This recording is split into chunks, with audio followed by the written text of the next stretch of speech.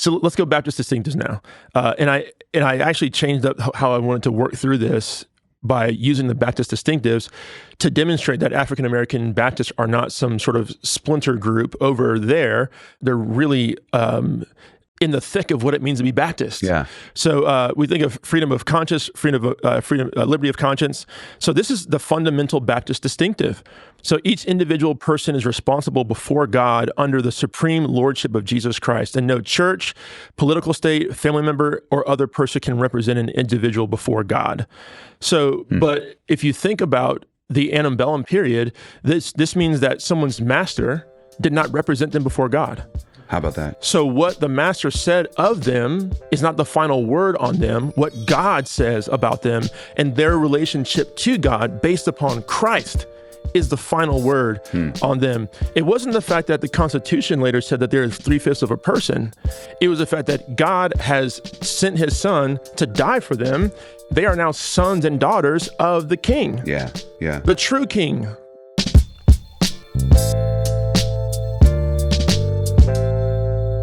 Four Protestant traditions are represented on the White Horse Inn. We've had for 30 years this round table with Baptist, Lutheran, Anglican, and Reformed representatives. And since it's the 250th anniversary of this country, we wanted to talk about how our traditions came to the United States, or how they came to the colonies, and what is still in our DNA today, from immigrants and slaves who came to be so much a part of our traditions in America. Today, we'll ask these questions together. And Bob Hiller, our resident Lutheran, why don't we start with you? All right. Well, great. So I think it's appropriate to start with Lutheranism in America, as it is the least influential denomination of this country represented at this table. But very populous. Yeah, we're pretty fascinating stuff. So, all right. I'll see how quick I can do this. I'm going to give you the German immigrants and what their impact. You're going to leave out the Scandinavians? I am, because I don't know much about it. So I've got a good buddy who I reached out to saying, hey, give me some resources. So if you want the Scandinavian stuff, he recommended two books, Eugene Feveld's Norwegian Lutheranism in America, which is totally out of print and super expensive, but you'll like it, is what he said. And then Mark Granquist just recently wrote a book, Lutherans in America, A New History. And that's one I haven't got my hands on yet, but I'm looking forward to it. So that would kind of give you the Norwegian picture. But the German picture is going like this. 17th century, Lutherans kind of start to trickle over, and you get some Germans kind of along the East Coast. And moving on into the 18th century, they realize there's a bunch of Lutherans here, but there's no organization for it. So there's a gentleman by the name of Henry Melchior Muhlenberg, who starts to organize Germans together, trying to get a bunch of Lutheran people together. The Lutherans at this point are finding anybody for church who can speak German. They didn't really come over here primarily for religious reasons at this time. So Muhlenberg works really hard to organize them all together, and they get something together called the General Council, I believe. And so it's a bunch of different groups. It starts with the Pennsylvania Ministerium. That's Muhlenberg's ministerium. And then some people up in New York say, oh, well, we want to be a part of that. And Muhlenberg says, well, I'm not so sure. They said, well, we'll start our own ministerium. And Muhlenberg says, well, you can't do that. We have the Pennsylvania Ministerium. So we start getting all these little pockets of Lutheran ministeriums and denominations. At one point, I believe I read there were 52 of them. This is madness. And so what Muhlenberg says, all right, we got to organize this thing. And so they put this General Council together. And within the General Council, you've got a variety of confessional attitudes. In Germany at this time, confessionalism is coming back into vogue, and people are trying to figure out, how do we engage the Lutheran confessions in light of the new learning we have going on, in light of rationalism. This is the time when pietism is taking a great hold in Germany. What are the confessions? What role do they play in this? Well, coming over to America, the question becomes, what role do the confessions play in the New World? And really, maybe we just need new confessions, and maybe we need to update the Lutheran confessions. And so within the General Council, what you have is two groups, some who are very confessional and see the confessional documents as sort of the teaching documents of the church. And then you've got another group led by a gentleman, unfortunately named Samuel Simon Schmucker, which is just a fantastic last name for insults. And Schmucker must be good. Yeah, that's right. That's right. he says, oh, no, we need to kind of update the Augsburg Confession and make it new so it fits in with everybody here. I mean, there's a lot of new things going on over here that are kind of exciting, and so we want to be a part of that. Charles Finney, right? He did, yes. And so they're very interested in what's happening with the awakening and things like this. A gentleman by the name of Charles Porterfield Krauth, great book, The Conservative Reformation. If you can get your hands on that thing, is fantastic. Krauth vehemently opposes this, and so there's this big debate going on. All right. In the meantime, while all of this is happening with the General Council, there are other Germans who are deciding it's time to come over. These ones are from Saxony. You got to remember, Germany at this time is not one big country. It's a bunch of little states, basically, that are kind of loosely associated, and they have their own little kingdoms and their own kings. In Prussia, the worst thing you can possibly imagine has taken place. There is a reformed king. Oh, heavens. And he decides, he marries a Lutheran woman because, wisdom. And so he decides what we need to do is we need to unite these split churches in Germany. When the 30 Years' War is over, we're done with that. We need to have one united church in Prussia. And so they impose a liturgy on the church and basically say, this is how you will preach and worship. And from our perspective, I don't know the Reformed perspective, but from the Lutheran perspective, we lost. The way in which the sacrament was spoken about, all that stuff, you weren't allowed to speak of it in a Lutheran way. What's more, if you did, you'd go to jail. There was actual consequences for this. And so there's a lot of Lutherans in the area who are saying, this is dangerous stuff. Among them, in another state, is called Saxony. There's a guy named Martin Stephan, and Stephan is noticing now that kind of thinking is creeping over into their own Saxony, and so he's like, we need to leave. Well, Martin Stephan's a fascinating character who's very influential. You want to think of a German European celebrity preacher. Everybody likes him. He's got a huge following, and there's some indiscretions. So he's got a lot of people who are very upset with him in the higher places, and they're seeking to arrest him. And Stephan says, all this theological oppression, we need to leave. And so he decides to take a team with him to America. Among the people with him, there's a guy named C.F.W. Walther. Walther is just this phenomenal force in American Lutheranism. But Walther had gone to college to become a pastor. His dad's pastor, says, you're going to be a pastor. Walther gets very sick while in college, is laid up for 6 months, and just devours Luther.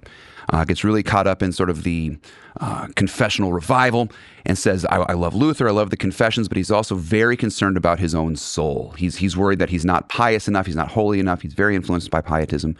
So he writes a letter. Someone says, you should write this Stephan guy to see what he can help you with. And Stephan writes him back with spiritual counsel that just changes Walther's life. He realizes, the gospel's for me.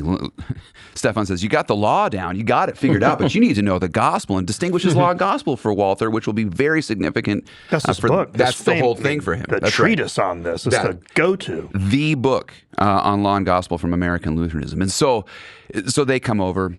They get over here. Turns out on the way over, Stephan is elected bishop there on the boat, and they all believe that it gets really sacerdotal to the point where it's almost as if we don't have Stephan, we don't have access to God. Well, it turns out Stephan doesn't leave old habits behind. He gets accused of mismanagement of funds.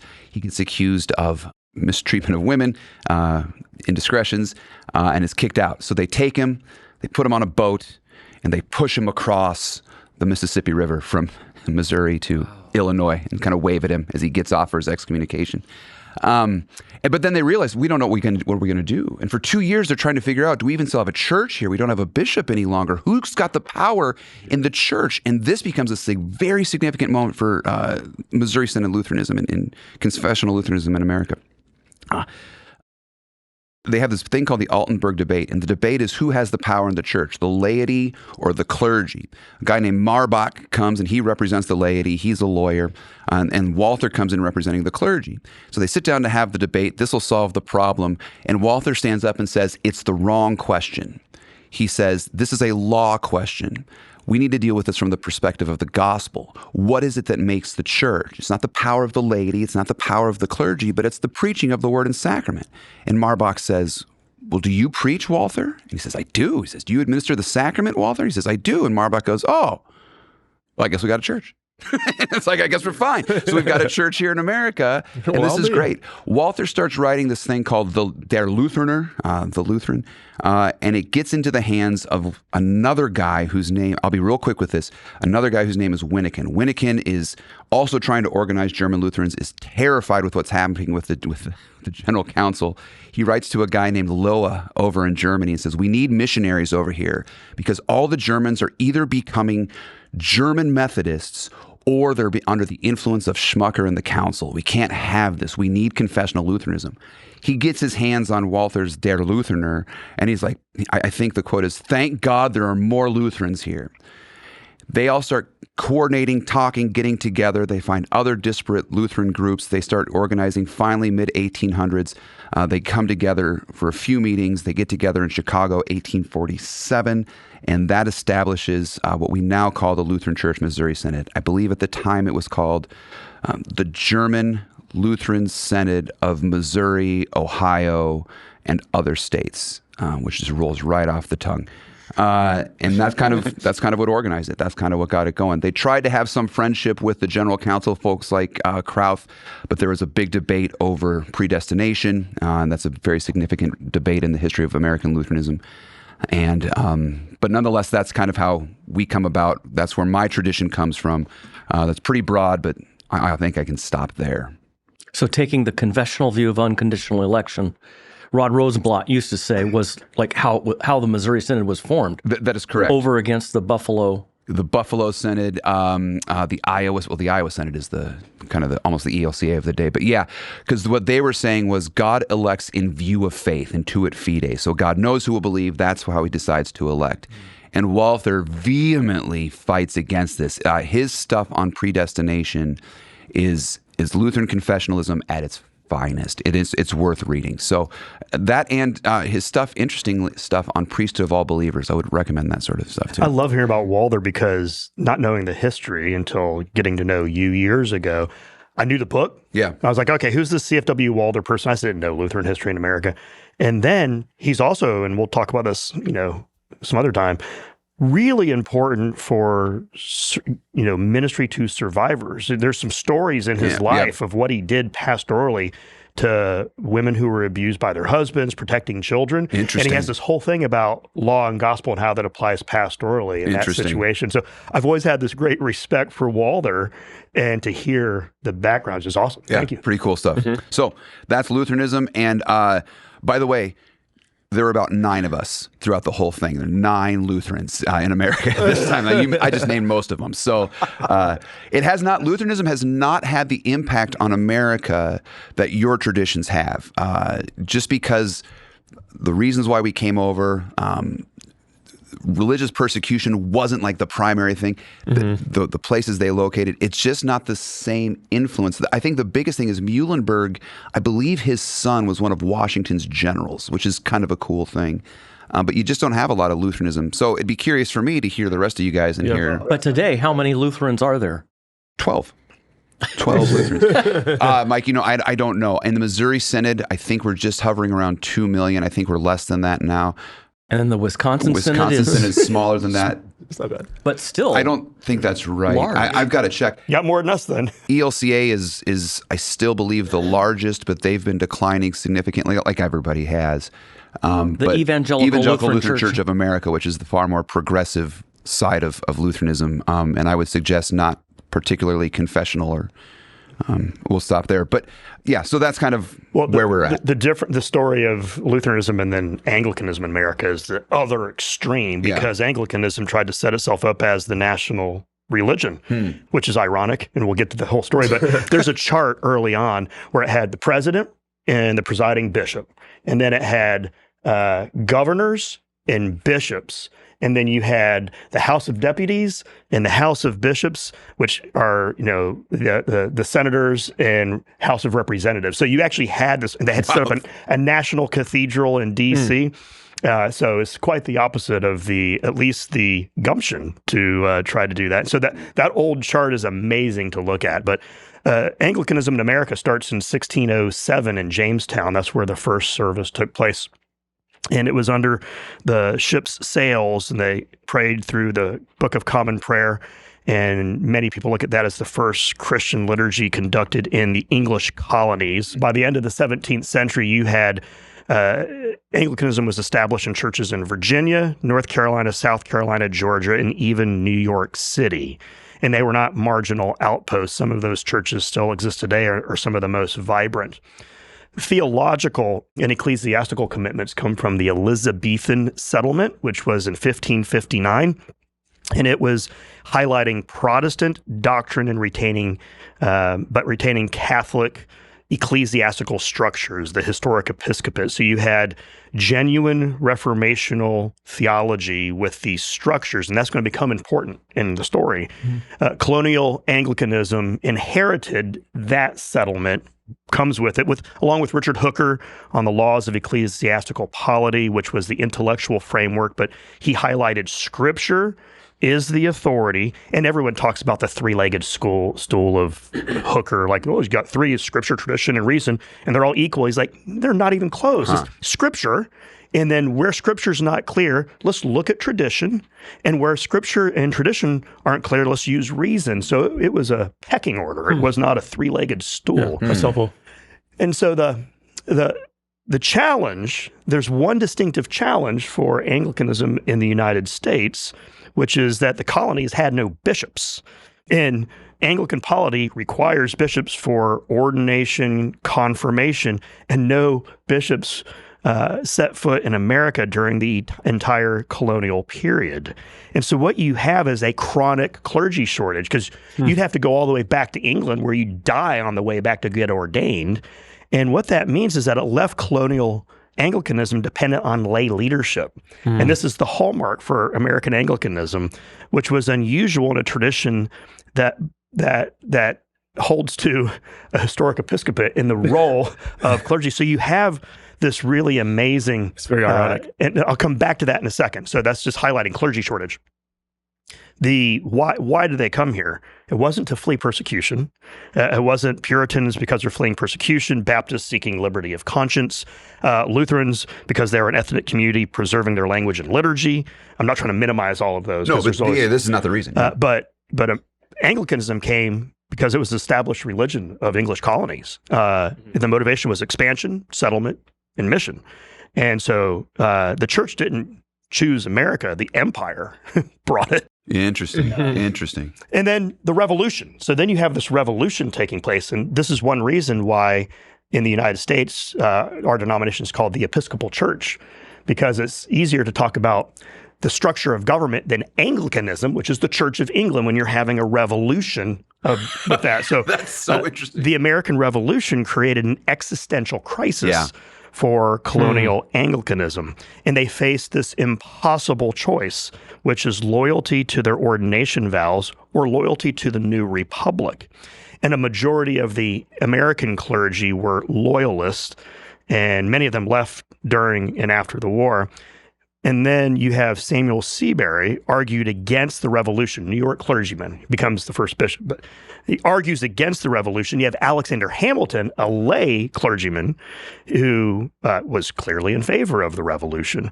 And so clerical loyalism paired with lay revolutionary leadership collides. Singing God Save the King. Yes. And so the most prominent revolutionary Anglican was George Washington, and he was not a rare case. And the paradox of this is interesting, because the tradition most associated with the English crown produced more leaders of the American Revolution than any other one. That's amazing. And so what happened was laity ran the vestries. Laity managed the parishes, governed the church's temporal affairs. And so when the political crisis came, Anglican laymen were already practicing self-governing, and you can see hints of that in the Continental Congress and the Constitutional Convention. That was leading up to it, but then you have the Revolution. The prayer book became a political liability, because you had to do prayers for the king, the royal family, in the middle of a revolution. So some people would omit it. This was not a minor editorial problem. It was an act of treason if you did this during a revolution, praying for the king. And so the crisis forced a creative reckoning. And that's where the formation of the Episcopal Church comes up.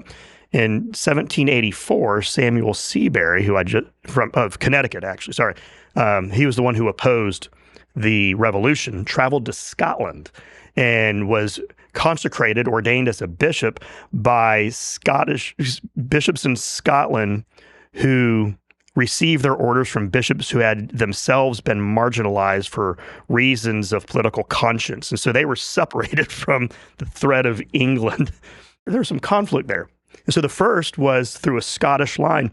And then the next two were William White and Samuel Provost. They were consecrated by Archbishop of Canterbury in 1787.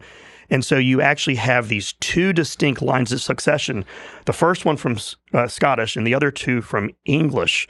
And then in 1789, you have the General Convention, which brought these strands together, organized the Protestant Episcopal Church, which was the official Protestant Episcopal Church in the United States of America.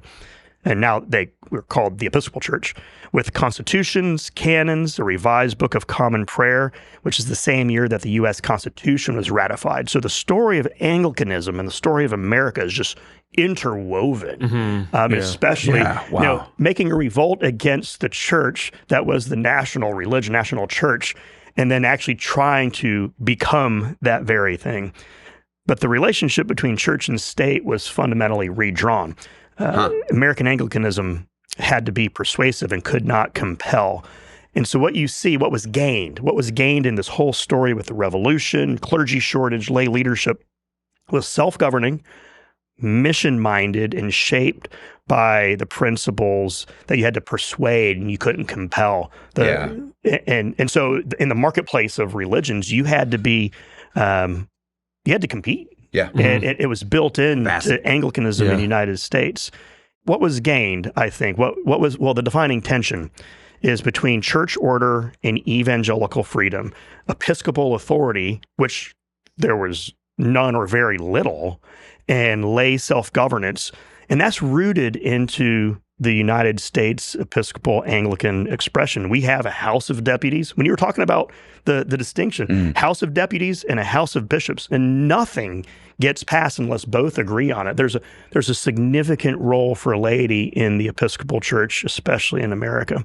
When you start talking about the debate early on, and how insignificant the role plays in America, the counter to that is what Anglicanism was doing and dealing with, but the same debate of where authority lies. Well, it's so interesting because both of our traditions come from a place where it's so tied to the state. I mean, Germany, Lutheranism, I mean, this is very ingrained in the culture. And then to come over here where you can't compel. You have to persuade people to believe, which is, I mean, theologically for Lutheranism, that's exactly what we would say. But practically throughout those few centuries, you can't force anyone to believe. It's just if you don't, we'll drown you. So, it's like pretty compelling. It's a compelling argument. So it's so fascinating to come into a place where that sort of thinking is really put to the test for both traditions. Yeah. So I guess the contrast to that is the Baptist, where all we have is persuasion. That's right. Just to start the Baptist story in America, this takes us back to 1638, the first Baptist church in Providence, Rhode Island. In fact, people still go to that church and visit it regularly. What date's again? 16? Yeah, 1638. Okay. And that's Roger Williams, and that's the person who everybody talks about when they talk about Baptist life and its beginnings in America. I was asked to talk about African-American Baptists in particular, but it's kind of hard to talk about African-American Baptist as a subdominant group without first talking about the dominant group that sort of set the table for their emergence in America. And so we start with Roger Williams there, First Baptist Church, Providence, Rhode Island.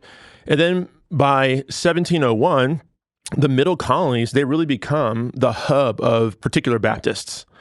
And then 6 years later, in 1707, the Philadelphia Baptist Association is formed.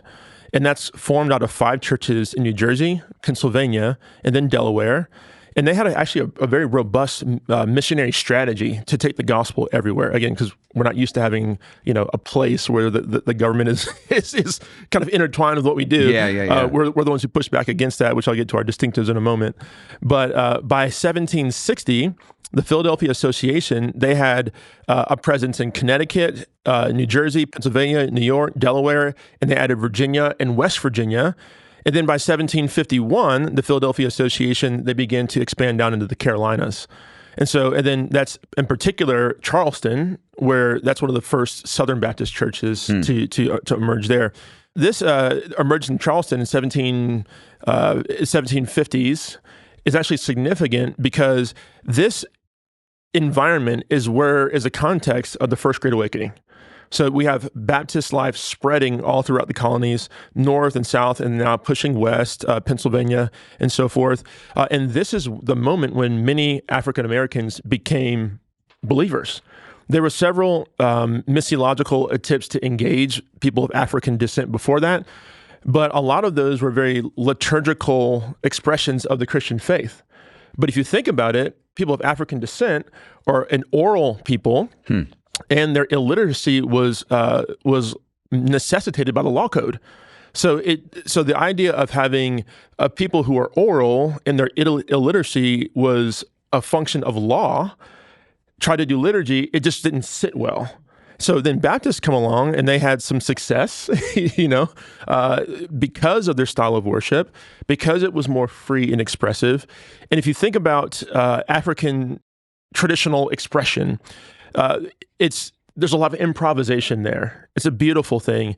And that improvisation is not willy-nilly. It's actually very harmonious. And so their harmony, yet non-uniformity in cultural expression really found its roots in Baptist life in many ways, in Baptist worship. Not even to mention that there was an initial anti-slavery sort of ethos amongst Baptists and also amongst Methodists, which is why early African Americans who were involved in denominational life became Baptist and Methodist disproportionately, although we know that there was some shifting going on. And by 1864 or 5, the Southern Baptist Convention emerged as a slaveholding convention. I don't want to slow down the story, but that's just an amazing point that you're making in history. That's why I love hearing these things of how does the liturgy and the law play out in the development of a church. And it's just spectacular. So, never knew that. So let's go Baptist distinctives now.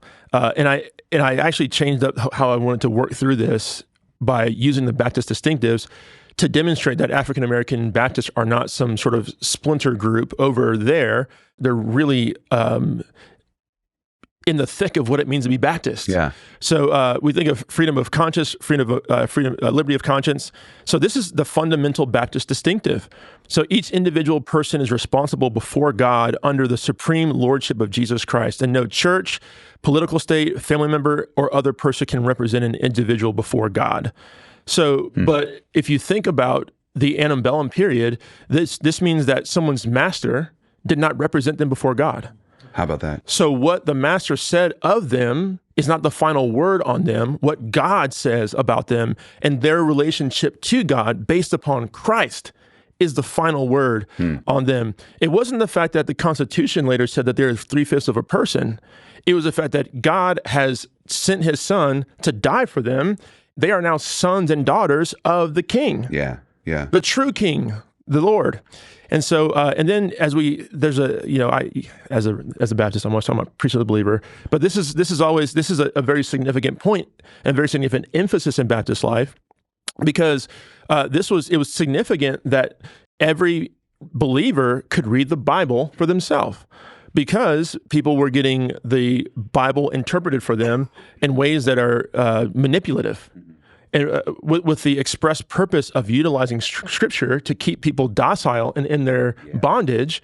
And so it was a curious moment when the master would read a story and then utilize it as a means of keeping a bit of slavery in the mouths of his slaves, but then the slaves would go back to the invisible institution, the hush harbor, the place where they would go and worship in the corners of the plantations, and then they would retell the stories, but their telling of the story was actually more commensurate with the intent of the divine author than what the master gave them, because the Bible is alive and active and sharper than any double-edged sword. So the priesthood of the believer, freedom of conscience, these Baptist distinctives played a very powerful part of people being able to break out of the social political context and really commune with God in a very intimate way. So believers' baptism is also a part of this. This is a Baptist distinctive as well. So baptism was actually reminiscent of African purification rituals that were done in rivers. The fact that baptisms were happening during the awakenings was familiar. So, but I would say with missiologist Hendrik Kramer, this idea of these ritualistic purifications were subversively fulfilled, is a Kramer language, subversively fulfilled by the Christian faith. So there was something that was cultural that was actually, that's familiar, but then because of the faith, it was actually given its ultimate meaning, its maximal meaning. And so the idea of believers' baptism was actually a nice bridge for them that Christianity actually fulfilled. And then if you think about regenerate church membership, another Baptist distinctive, congregational governments, local church autonomy. This means that African Americans who would not otherwise be ordained in denominations, they could actually start their own churches. So they didn't have to be ordained by anybody else. Believers got together, constituted a church, and then they said, hey, we're going to appoint our leaders. And they were able to worship outside of the watch of their slave masters or other people in that way. So regenerate church membership, and then the ability to constitute local congregations and to develop leadership autonomously was a big part of that. And then religious liberty. So while government should not meddle in the affairs of the church, again, Baptist, we didn't forego the opportunity to influence government or to let our faith impact government. And so amongst African Americans, you see the formation of the Underground Railroad, this network of safe houses that allowed people to get from the South to the North to go basically to freedom. This was done through the church networks. And so this was against the Fugitive Slave Act, and they were moving against that. And even abolitionism, we think of Frederick Douglass as a secular figure, but he was a person deeply driven by his faith. And so anyway. Angry that they weren't, in this country called Christian, it is so anti-Christian. Yeah. I mean, I'm struck by how driven he was by a kind of Christian conviction that America is hypocritical in its profession. Yeah, his famous address, "What to a Slave is the 4th of July," he was saying, you know what, we were all excited about freedom, and you've asked me to come speak on this day, but what is this day for us? There's no freedom here. There's no liberty. And so he had a theological burr in his saddle based upon what it meant to be an image bearer of God. Yeah. And so here I'll kind of give some formation of the National Baptist Convention real quick. And so there was this emergence of African American Christians. Many times they were worshiping within white-led churches, but in segregated pews. There's all kinds of stuff that would go on. They're reading slave codes after the church hours from the pulpits, almost utilizing the authority of the pulpit to sort of enforce the slave code. There was segregated Lord's Supper, that which God was using to demonstrate the people of God and the way with a broken body and shed blood that brings us together as a family. That was used as a medium of segregating, stratifying the people of God. I think it's literally what 1 Corinthians says. Don't do that. Literally, that's what it says.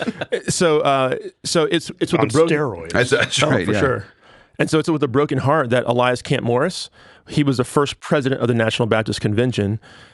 In his inaugural address in 1895, because there was some association that were emerging, but several different associations, like the National Baptist Education Convention, the Baptist Foreign Mission Convention of the United States, the American National Baptist Convention, they all came together out of a conviction and a concern for missions and education.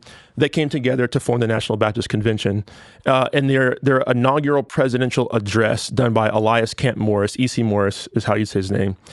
He was a man who understood the necessity of the emergence of that denomination or that convention. But he was broken by the necessity of its existence.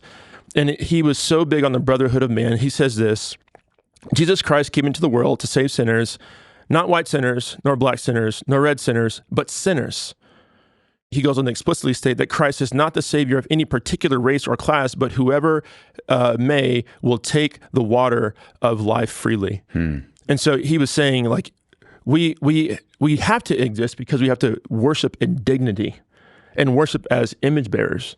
But we are worshiping in this way, in this convention, because we've been excluded, we've been pushed out, we haven't been given that dignity, so it's better for us to do it this way. So that's the emergence of the National Baptist Convention, sort of running parallel with the Southern Baptist Convention. And so yeah, that's the beginnings of Baptists in America. And just because, let us do it for you, but you literally wrote the book on much of what you just said in Swing Low, Volume 1, which is the history of... Yeah, so Swing Low is the history of Black Christianity in the United States of America. And Volume 2 is the anthology. Yes. Of that. So make sure for all the listeners are hearing this and going, well, I want to hear more about that. Well, there's 2 volumes you can snag on that. Yeah. Appreciate that. Yeah, the history and then the readings. Yeah. Mm-hmm. Yeah. The Reformed in origin were spread out throughout Europe. So it tended to be a city thing more than a national thing. It grew up in cities and on the continent. I guess the best place to start here is with the English first. And in the 1640s, the Presbyterians, those who believed that the church should have Presbyterian government, were Church of England, and the Anglicans too. The Anglicanism until Archbishop Laud was Calvinistic. They were all the archbishops of Canterbury were Reformed, and they considered themselves the Reformed Church of England. But the Presbyterians wanted to change the form of government, and they also wanted, because there had now erupted the Arminian controversy. The canons of the Synod of Dort in 1618-19 settled in the Dutch Reformed Church the foundation of the commitment of Reformed Christians to Calvinistic rather than Arminian doctrine. But they want to do the same thing in England and add to the 39 articles on that controversy that had just erupted. So they wanted change in church government. They also wanted to really nail down their opposition to Arminianism. And so for a while, under Parliament, the Church of England was Presbyterian, and they wrote up the Westminster Confession and Catechisms. Again, under government, the government called it, the Parliament called it. And then Cromwell came in and unseated all the Presbyterians from Parliament, put in his Congregationalist, independent church folks. And so Presbyterians were actually, it felt like they were closer to the Episcopalians than they were to the Congregationalists. They thought the Congregationalists were, that independency was the source of all sectarianism and pietism and so forth. So anyway, it was the Congregationalists who came to America. They founded the Massachusetts Bay Colony. The Separatists were the first who were here. They were the Mayflower folks. The Mayflower folks were not Puritans. They didn't want to purify the Church of England. They wanted to leave it. They were separatists. The Congregationalists in New England until 1845, the Congregational Church was the state church of Massachusetts. So very, very deep roots there. That's sort of the English. And then you have the Scottish, who obviously were Presbyterian and founded Princeton. And John Witherspoon came from Scotland, was the president, a minister, and it was the president there. And he taught a whole host of future Supreme Court justices, and he taught James Madison. Madison became a Presbyterian, and there were on the one hand they didn't want to be independents. On the other hand, they didn't want a state church. So they didn't even where they were in the majority, like in New Jersey, for example, they didn't form a state church. They in fact, what happened, it's kind of fascinating here, in 1788, the American Presbyterian Church revised the Westminster Confession. And here's the difference. Here's what they revised. Chapter 23 on the civil magistrate. 1646, the original Westminster version says, the civil magistrate may not assume to himself the administration of the word and sacraments, or the power of the keys of the kingdom of heaven. Yet he hath authority, and it is his duty to take order that unity and peace be preserved in the church, that the truth of God be kept pure and entire, that all blasphemies and heresies be suppressed, all corruptions and abuses in worship and discipline prevented or reformed, and all the ordinances of God truly settled, administered, and observed. For the better effecting whereof he hath power to call synods, to be present at them, and to provide whatever is transacted in them be according to the mind of God. So it's the same as you would have it's the Church of England. So that sounds very interesting. Here's the American revision in 1788. Civil magistrates may not assume to themselves the administration of the word and sacraments, or the power of the keys of the kingdom of heaven, or in the least interfere in matters of faith.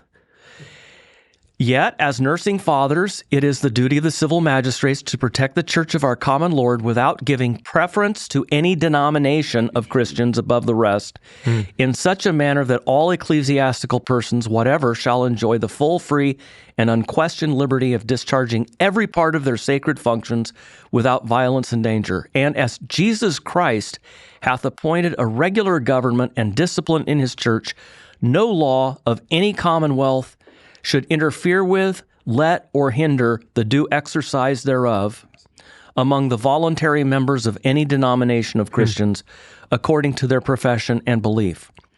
It is the duty of civil magistrates to protect the person and good name of all their people, in such an effectual manner as that no person be suffered either upon pretense of religion or of infidelity to offer any indignity, violence, abuse, or injury to any other person whatsoever, and to take order that all religious and ecclesiastical assemblies be held without molestation or disturbance. And then you have the Dutch. The Dutch came over very early. In fact, New York was called New Amsterdam. And it was mainly to establish a beachhead for missions for the Dutch Reformed Church. And it was basically, today the successor of that is the Reformed Church in America. And once Britain took over New York, most of the Dutch Reformed became Anglicans. Their liturgy was basically, in English, was the Book of Common Prayer. So that was natural. The same happened with the French Huguenots when they came over, like to Charleston, and they pretty quickly became assimilated into the Anglican fold as well. It was like, this is our next of kin. When they didn't have, when they wanted something in English. So that's what we get to the Dutch. Another wave of the Dutch coming over was similar to your Germans. They came over partly because they didn't like the state of the state church. It had become a state church, and it was the dominant church, but they never wanted it to be a state church. And they started, seeing signs of rationalism and so forth. They also saw pietism, and this group wanted to be confessional. So they came over in a couple of waves, all the way up to World War II, after World War II. And that's the denomination I'm a part of, is the fruit of that. Very confessional, also very little impact, because there was a worry that even if their children learned English, they would become Methodists or Baptists. Yep, we had the same. And so that was the difference between the RCA and the CRC. We have our own schools, Christian schools. And I remember one of my friends in seminary even saying, first time lived in Western Michigan, and a lot of Dutch Reformed people there. And he said growing up there in his Christian school, a Presbyterian family moved in. And he asked his mom, "What's a Presbyterian?" And she said, "I don't know. I think they're Methodists." The answer to everything was, "I think they're Methodists." He and I laughed because we were in seminary together at a seminary called Westminster. Yeah, so a lot of different nationalities there, but also that difficult relationship between the pietist/Puritan wing and the more confessional wing, very definitely in the history of American Reformed and Presbyterian life, to the point where it led finally to the split of the old school and new school Presbyterians. The new school basically leading to progressive liberal Christianity, Charles Finney first, and then all the way to people denying the substitutionary atonement and so forth, and the old school, like Princeton Seminary, that was committed to the confession. So you guys should have all become Lutherans. That's it. That's what I was going to end it. No, I'm just kidding. This is great. Or be faithful to your American heritage and come to the Episcopal Church. I think this was an interesting evangelistic effort from all of us. Yeah, no, this is great. This is really fascinating to see some of the similarities, some of the same questions coming up because of the New World. America is such a unique thing in the history of the world. Yeah, and what does that mean for a church and our theological convictions? And so we continue to pray for the faithfulness of the church here in the country, and thankful to be able to do that have these kind of conversations and pursue some sort of unified work here in the country, but also working really hard still to maintain our distinctives and fight for the truth of our confessions.